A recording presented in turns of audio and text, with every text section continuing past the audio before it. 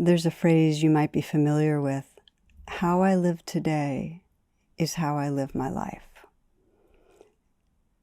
It's a compelling thing to consider. How I live today is how I live my life. And as we know, there's a quality in our daily trance that's very time-based, in the sense that we're very habituated to life going on, and we forget the truth of impermanence.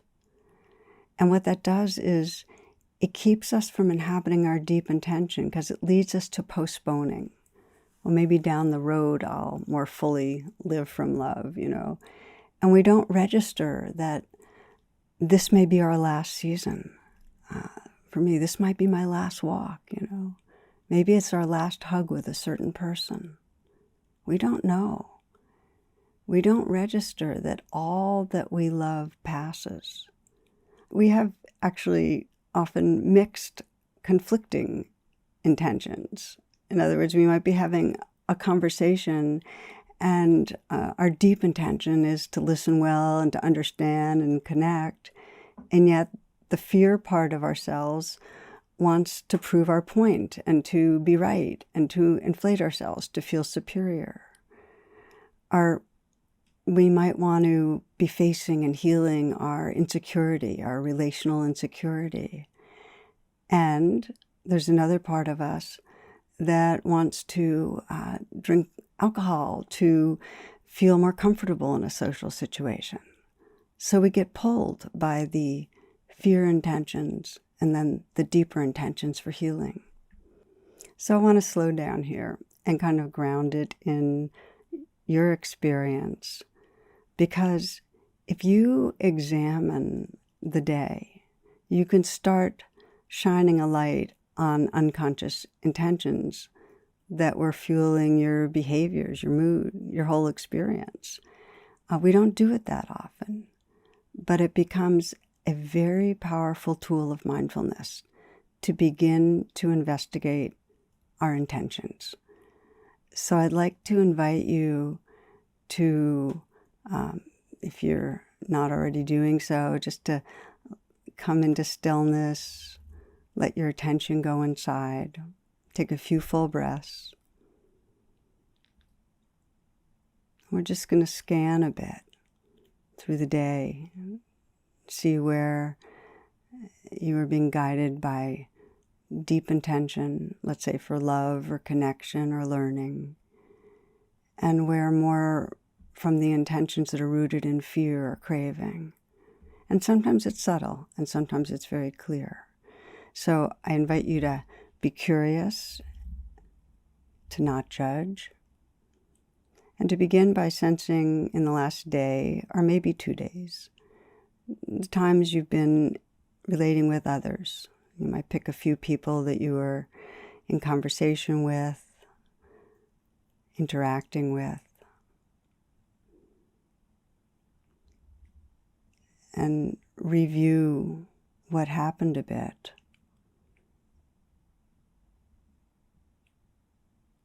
And see if you, as you do, you can sense whether your intention in that interaction was towards presence, towards love, towards understanding, or whether there was a fear-based intention or craving to get what you want, to fix them, to change someone, to impress or get approval, to get their attention, or maybe avoid their judgment, or maybe to get the interaction over. So just to scan and notice what kind of intention was operative.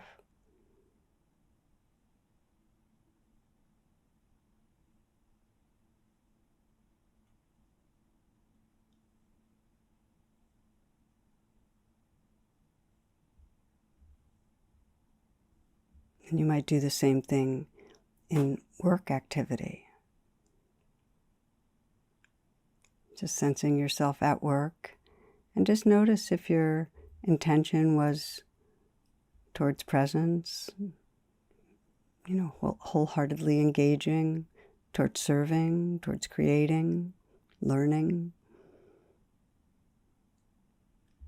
or whether the intention was more towards relieving your anxiety by getting more done, impressing others, avoiding mistakes,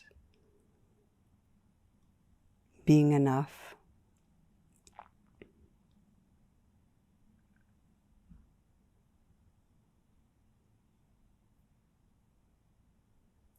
And you might scan how you've been relating to yourself.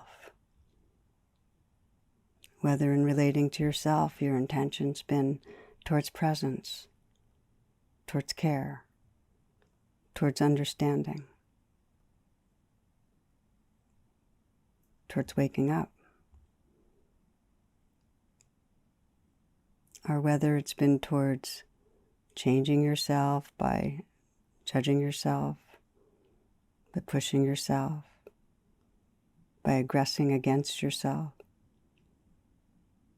Or whether you've been trying to avoid being with yourself, or maybe ignoring yourself. Again, not to add judgment to it, but just notice what kind of unconscious intention was behind the way you were relating to yourself.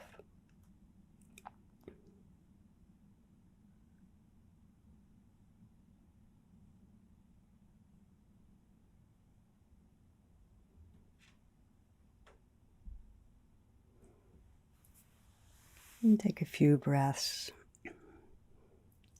and feel the intention as you move on now, continue to listen, to let this tool of noticing serve you. There's a real power to bringing intention into the light of awareness. It actually gives us choice. It gives us the opportunity to sense, is this really the intention that is an expression of who I am? And awareness itself is the healer. Just noticing will help you come more and more into having intention be a real compass of the heart. The poet Hafiz guides us by saying, ask the divine for love and ask again. And then he writes, for I have learned that every heart will get what it prays for most. Every heart will get what it prays for most.